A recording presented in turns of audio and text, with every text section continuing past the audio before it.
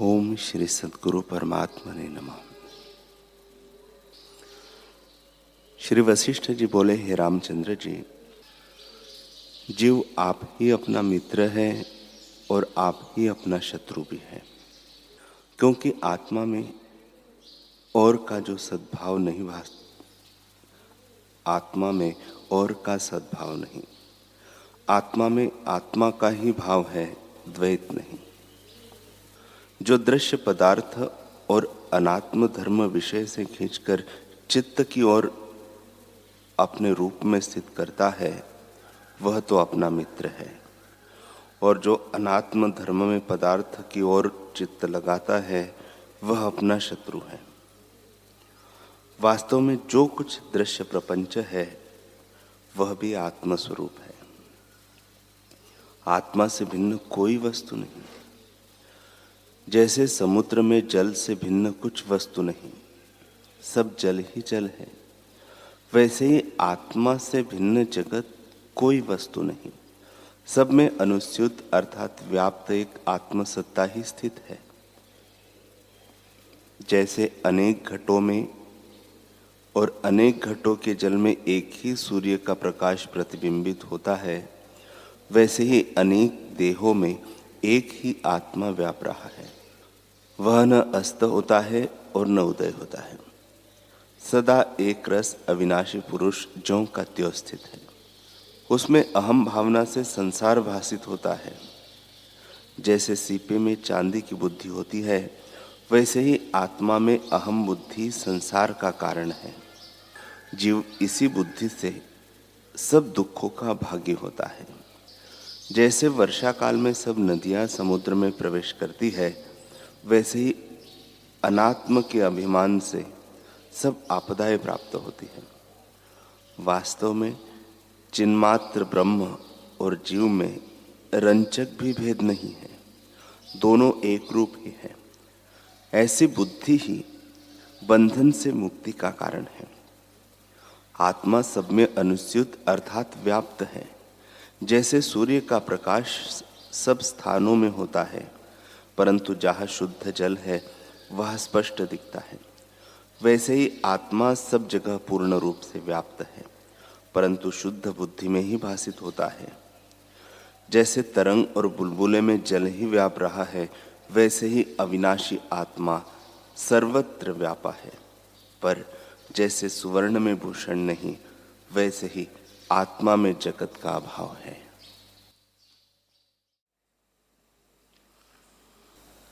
श्री योग वासिष्ठ महारामायण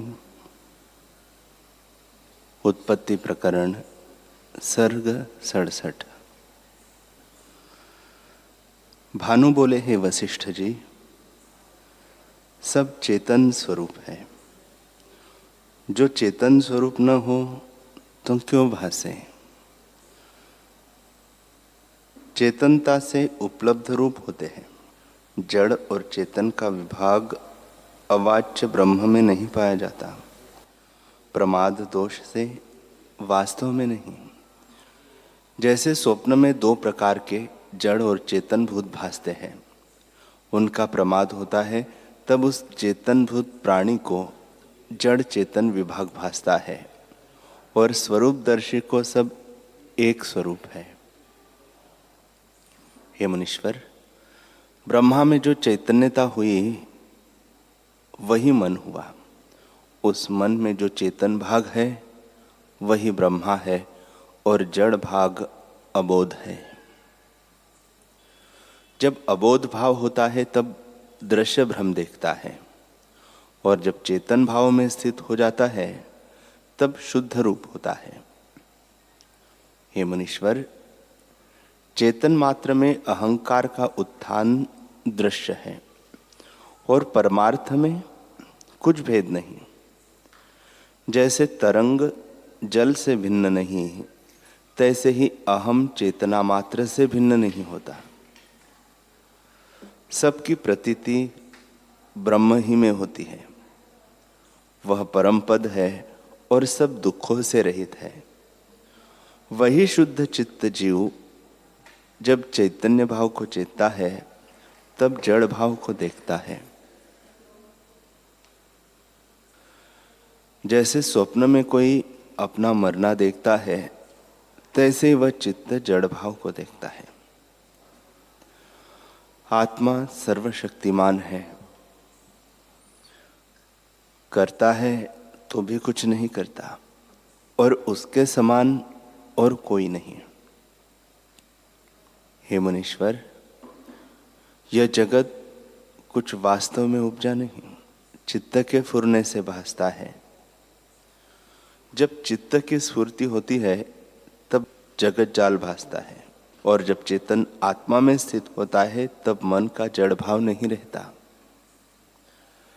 जैसे पारसमणि के मिलाप से तांबा स्वर्ण हो जाता है और फिर उसका तांबा भाव नहीं रहता, तैसे ही जब मन आत्मा में स्थित होता है तब उसकी जड़ता दृश्य भाव नहीं रहती।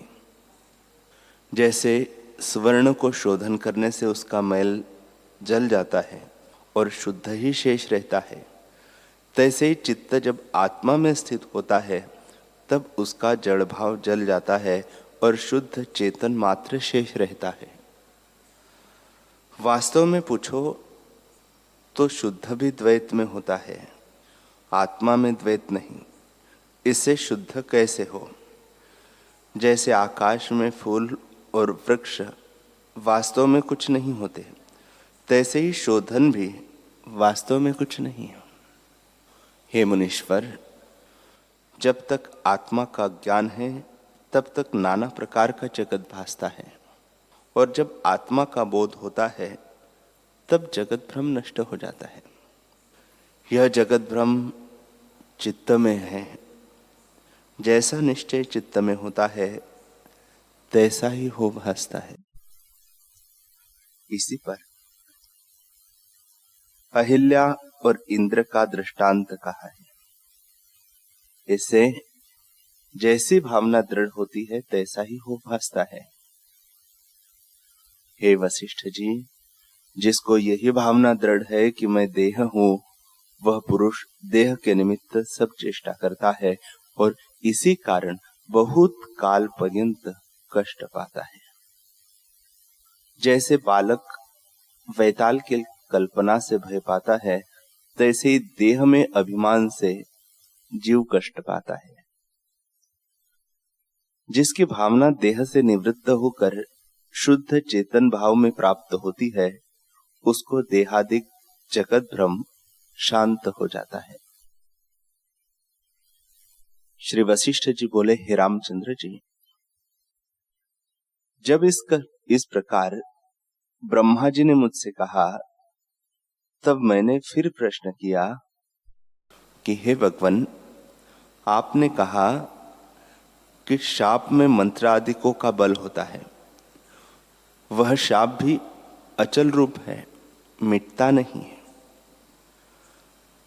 मैंने ऐसा भी देखा है कि शाप से मन, बुद्धि और इंद्रियां भी जड़ भी हो जाती है, पर ऐसा तो नहीं है कि देह को शाप हो और मन को न हो। हे भगवान, मन और देह तो अनन्य रूप है। जैसे वायु और स्पंद में, घृत और चिकनाई में भेद नहीं होता, तैसे ही मन और जगत में भेद नहीं है। यदि कहिए कि देह कुछ वस्तु नहीं, चैतन्य ही चित्त है और देह भी चित्त में कल्पित है। जैसे स्वप्न देह मृग तृष्णा का जल और दूसरा चंद्रमा भासता है, सो एक के नष्ट हुए दोनों क्यों नहीं नष्ट होते? तैसे ही देह के शाप से चाहिए कि मन को भी शाप लग जावे, तो मैंने देखा है कि शाप से भी जड़ीभूत हो गए हैं, और आप कहते हैं कि देह का कर्म मन को नहीं लगता। यह कैसे जानिए? ब्रह्मा बोले, हे मुनीश्वर, ऐसा पदार्थ जगत में कोई नहीं जो सब कर्मों को त्याग कर पुण्य रूप पुरुषार्थ करने से सिद्ध न हो। पुरुषार्थ करने से सब कुछ होता है। ब्रह्मा से चींटी पर्यंत जिस जिस की भावना होती है, तैसा ही रूप हो भासता है। सब जगत के दो शरीर हैं, एक मन रूपी जो चंचल रूप है और दूसरा आधि भौतिक मांसमय शरीर है। उसका किया कार्य निष्फल होता है और मन से जो चेष्टा होती है वह सुफल होती है।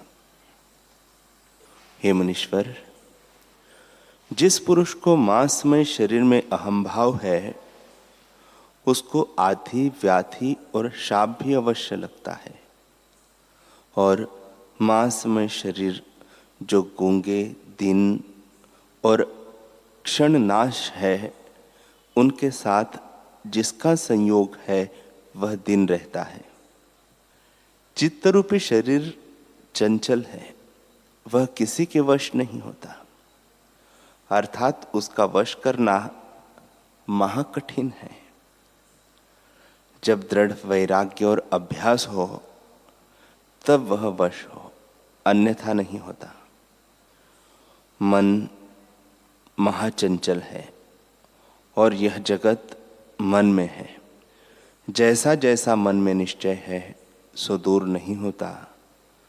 मांसमय शरीर का किया कुछ सुफल नहीं होता, और जो मन का निश्चय है सो दूर नहीं होता।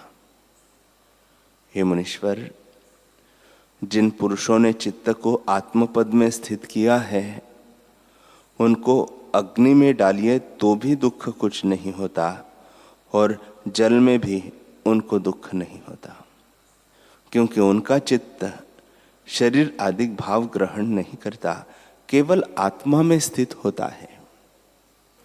हे मुनीश्वर, सब भावों को त्याग कर मन का निश्चय जिसमें दृढ़ होता है वही भासता है।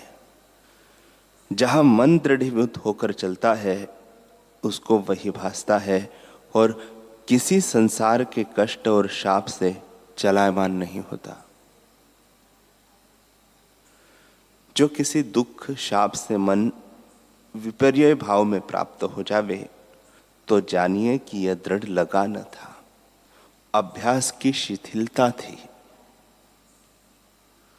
हे मुनीश्वर, मन की तीव्रता के हिलाने में किसी पदार्थ की शक्ति नहीं, क्योंकि सृष्टि मानसी है। इससे मन को समाये चित्त को परम पद में लगाओ। जब चित्त आत्मा में दृढ़ होता है तब जगत के पदार्थों से चलायमान नहीं होता। मांडव्य ऋषीश्वर को, जिसका चित्त आत्मा में लगा हुआ था, शूली पर भी खेद न हुआ। हे मुनीश्वर, जिसमें मन दृढ़ होकर लगता है उसको कोई चला नहीं सकता। जैसे इंद्र ब्राह्मण चलायमान न हुआ, तैसे ही आत्मा में स्थिर हुआ मन चलायमान नहीं होता। हे मुनीश्वर, जैसा जैसा मन में तीव्र भाव होता है उसी की सिद्धता होती है। दीर्घ तपा एक ऋषि था। वह किसी प्रकार अंधे कूप में गिर पड़ा और उस कूप में मन को दृढ़ कर यज्ञ करने लगा। उस यज्ञ से मन में देवता होकर इंद्रपुरी में फल भोगने लगा। और जैसे इंदु ब्राह्मण के पुत्र मनुष्यों के समान थे और उनके मन में जो ब्रह्मा की भावना थी उससे वे दशों ब्रह्मा हुए, और दशों ने अपनी अपनी सृष्टि रची, और वह सृष्टि मुझसे भी नहीं खंडित होती। इससे जो कुछ दृढ़ अभ्यास होता है वह नष्ट नहीं होता। देवता और महर्षि आदि जो धैर्यवान हुए हैं और जिनकी एक क्षण मात्र भी वृत्ति चलायमान नहीं होती थी, उनको संसार की आधि, व्याधि, ताप, शाप, मंत्र और पाप कर्म से लेकर संसार के जो क्षोभ और दुख है नहीं स्पर्श करते थे। जैसे कमल फूल का प्रहार शिला नहीं फोड़ सकता, तैसे ही धैर्यवान को संसार का ताप नहीं खंडन कर सकता। जिसको आदि व्याधि दुख देते हैं उन्हें जानिए कि वह परमार्थ दर्शन से शून्य हो। हे मुनीश्वर, जो पुरुष स्वरूप में सावधान हुए हैं उनको कोई दुख स्पर्श नहीं करता और स्वप्न में भी उनको दुख का अनुभव नहीं होता, क्योंकि उनका चित्त सावधान है। इससे तुम भी दृढ़ पुरुषार्थ करके मन से मन को मारो तो जगत भ्रम नष्ट हो जाएगा। हे मुनीश्वर, जिसको स्वरूप का प्रमाद होता है उसको क्षण में जगत भ्रम दृढ़ हो जाता है। जैसे बालक को क्षण में वैताल भास आता है, तैसे ही प्रमाद से जगत भासता है। हे मुनीश्वर, मन रूपी कुलाल है और वृत्ति रूपी मृत्तिका है। उस मन से वृत्ति क्षण में अनेक आकार धरती है। जैसे मृत्तिका कुलाल द्वारा घटाधिक अनेक आकार को धरती है, तैसे ही निश्चय के अनुसार वृत्ति अनेक आकारों को पाती है। जैसे सूर्य में उल्लू आदि अपनी भावना से अंधकार देखते हैं कि कितनों को चंद्रमा की किरणें भी भावना से अग्नि रूप भासती है और कितने को विष में अमृत की भावना होती है तो उनको विष भी अमृत रूप हो भासता है। इसी प्रकार कटु, अम्ल और लवण भी भावना के अनुसार भासते हैं। जैसे मन में निश्चय होता है तैसे ही भासता है। मन रूपी बाजीगर जैसी रचना चाहता है तैसे ही रच लेता है। और मन का रचा जगत सत्य नहीं और असत्य भी नहीं। प्रत्यक्ष देखने से सत्य है, असत्य नहीं, और नष्ट भाव से असत्य है, सत्य नहीं। और सत्य असत्य भी मन से भासता है, वास्तव में कुछ नहीं। श्री वशिष्ठ जी बोले, हे रामचंद्र जी, इस प्रकार ब्रह्मा जी ने जो मुझे उपदेश मुझसे कहा था वह मैंने अब तुमसे कहा है।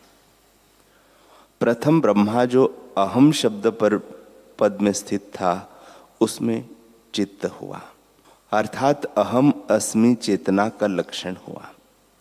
और उसकी जब दृढ़ता हुई तब मन हुआ।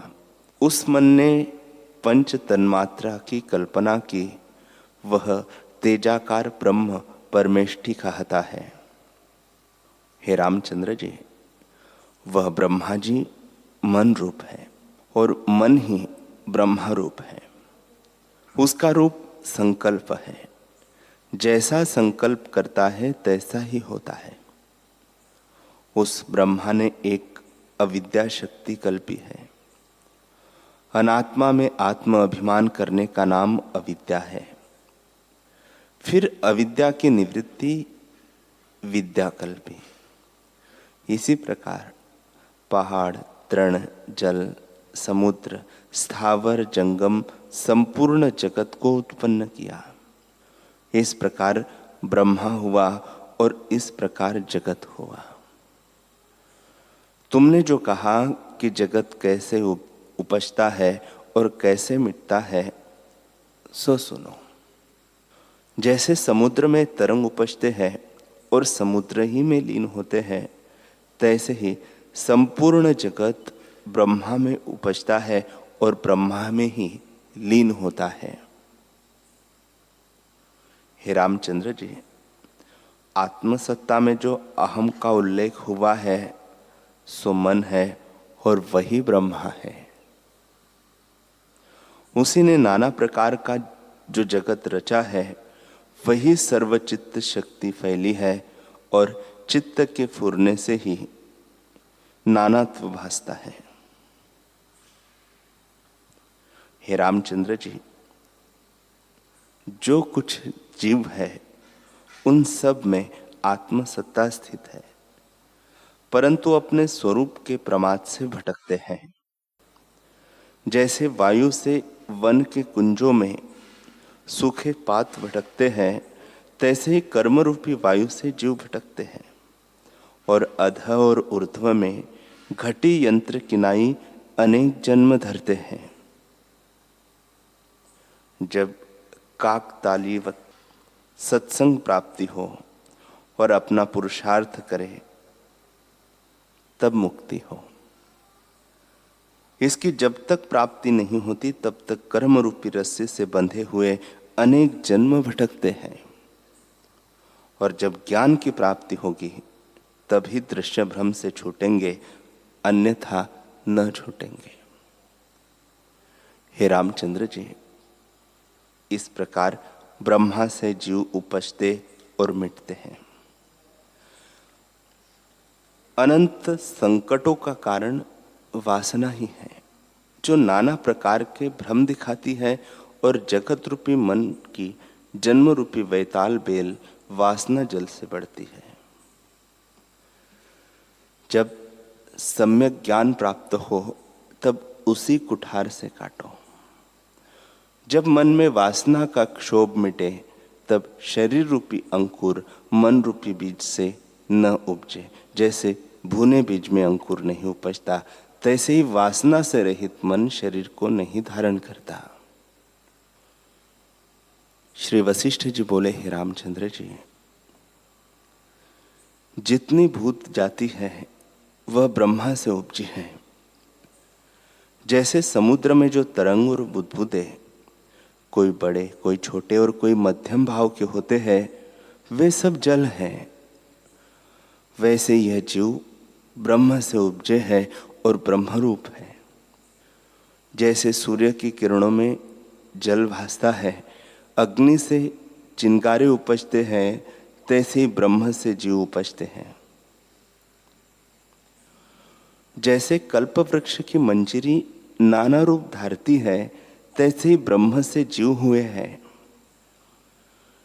जैसे चंद्रमा से किरणों का विस्तार होता है और वृक्ष से पत्र फल फूल आदि होते हैं, तैसे ही ब्रह्म से जीव होते हैं। जैसे सुवर्ण से अनेक भूषण होते हैं, तैसे ही ब्रह्म से जगत होते हैं। जैसे झरनों से जल के कण उपजते हैं, तैसे ही परमात्मा से भूत उपजते हैं। जैसे आकाश एक ही है, पर उससे घट मठ की उपाधि से घटाकाश और मठाकाश कहता है, तैसे ही संवेदन के फुरने से जीव कल्पना होती है। जैसे जल ही द्रवता से तरंग और आवृत रूप हो भासता है, तैसे ही ब्रह्म ही संवेदन से जगत रूप होकर भासता है। दृष्टा दर्शन और दृश्य सब ब्रह्म से ही उपजे हैं। जैसे सूर्य के तेज से मृग तृष्णा की नदी भासती है, तैसे संवेदन से ब्रह्म में दृष्टा दर्शन दृश्य की त्रिपुटी भासती है। परंतु वास्तव में दृष्टा दर्शन और दृश्य कोई कल्पना नहीं। जैसे चंद्रमा और शीतलता में, सूर्य और प्रकाश में कुछ भेद नहीं, तैसे ही ब्रह्म और जगत में कुछ भेद नहीं। जैसे समुद्र में तरंग उपजते हैं और समुद्र ही में लीन होते हैं, तैसे ही जीव ब्रह्म से ही उपजते हैं और ब्रह्म में ही लीन हो जाते हैं। कोई सहस्त्र जन्मों के अनंतर प्राप्त होते हैं, कोई थोड़े ही जन्मों में प्राप्त होते हैं। हे रामचंद्र जी, इस प्रकार जगत परमात्मा से हुआ है और उसी की इच्छा अनुसार सब व्यवहार करते हैं, वही व्यवहार की नाई हो भासते हैं।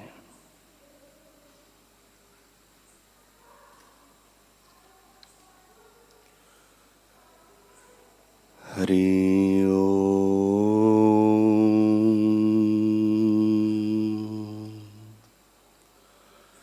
हरि ओम।